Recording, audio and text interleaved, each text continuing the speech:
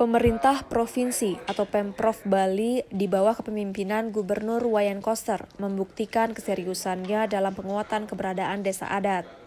Salah satu implementasinya dengan terbitnya Peraturan Daerah atau Perda Provinsi Bali Nomor 4 Tahun 2019 tentang Desa Adat di Bali yang secara resmi telah diberlakukan 4 Juni 2019.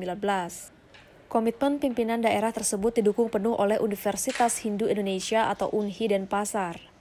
Para akademisi di kampus Umat ini telah melakukan penelitian yang bertujuan memetakan potensi-potensi perekonomian di desa adat se-Bali.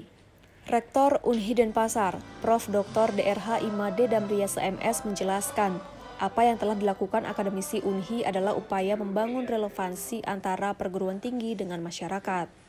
Apalagi Prodi Hukum Adat yang dikelola UNHI terinspirasi dari Perda 4 Tahun 2019. Prodi baru yang sukses menarik minat masyarakat tersebut tidak hanya melulu mempelajari hukum adat, namun juga aspek perekonomiannya. Kegiatan ini sebenarnya kan membangun relevansi antara perguruan tinggi dengan kebutuhan masyarakat gitu. Jadi UNHI memiliki program studi hukum adat yang ini terbentuk atas inspirasi dari keluarnya Perda 4 tentang desa adat di Bali. Nah, yang dipelajari di dalam hukum adat itu tidak hanya aspek hukum, termasuk juga dari aspek ekonomi. Itu yang pertama. Kemudian yang kedua, tahun ini UNHI dapat dana hibah riset dari Dirjen Bimas Hindu, sehingga yang pas kita ambil di momen 2021 ini adalah potensi dan peluang perekonomian desa adat. Dan ini sejalan juga dengan konsep yang beberapa hari yang lalu diluncurkan oleh Pak Koster, beliau selaku gubernur, kaitannya dengan ekonomi Kerti Bali, di mana ekonomi yang bertumpu pada potensi dan keunggulan wilayah. Dan salah satunya tentu kita menggali potensi dan keunggulan dari desa adat dalam pengembangan perekonomian desa adat. Jadi ini sebenarnya kenapa kita melakukan penelitian terkait dengan peluang dan keunggulan dari perekonomian desa adat. Nah, kemudian selanjutnya tentu sebagai lembaga pendidikan tinggi yang bergerak di bidang Tridharma perguruan tinggi, pendidikan, penelitian, dan pengabdian masyarakat, dengan apa yang kita lakukan hari ini, ditambah juga nanti fokus kepada perekonomian yang berbasis kearifan lokal, kita akan membentuk ekonomi Kerti Bali Research Center.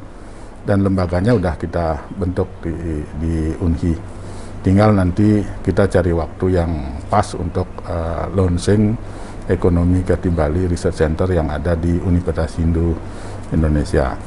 Nah, hari ini dilakukan focus group discussion dari data-data yang sudah dikumpulkan oleh para peneliti, kemudian kita diskusikan dengan stakeholder. Kemudian kita diskusikan dengan baik tokoh-tokoh yang ada di bidang perekonomian desa adat, kemudian juga dengan para akademisi. Sehingga nanti dari hasil penelitian ini ada rekomendasi atau rumusan atau konsep bagaimana kita mengembangkan perekonomian berbasis desa adat. Jadi ini sebenarnya poin yang kita lakukan pada hari ini. Dan tentu ini akan dilanjutkan dengan nanti laporan final yang nanti barangkali kita bisa mengundang Pak Dirjen Bimas Hindu untuk ikut juga mengkritisi, kemudian memberikan arahan terkait dengan penelitian ini. Jadi saya kira salah satu yang memang perlu digali potensi-potensi perekonomian yang merupakan tradisi dari masyarakat Bali ini adalah sangat tepat. Jadi apalagi garam tradisional misalnya dari Ahmad itu kan udah masuk salah satu dari 7 garam yang ini 7 garam dunia. Jadi kenapa tidak kita menggunakan garam yang kita miliki. Di samping itu juga ini sangat sesuai dengan prinsip ekonomi Kerdil Bali, yaitu ekonomi yang bersumber dari keunggulan, kemudian potensi dan keunikan sumber daya ekonomi lokal. Dan di samping itu juga bisa ini jelas meningkatkan gairah, kemudian meningkatkan potensi yang dimiliki oleh petani-petani garam yang selama ini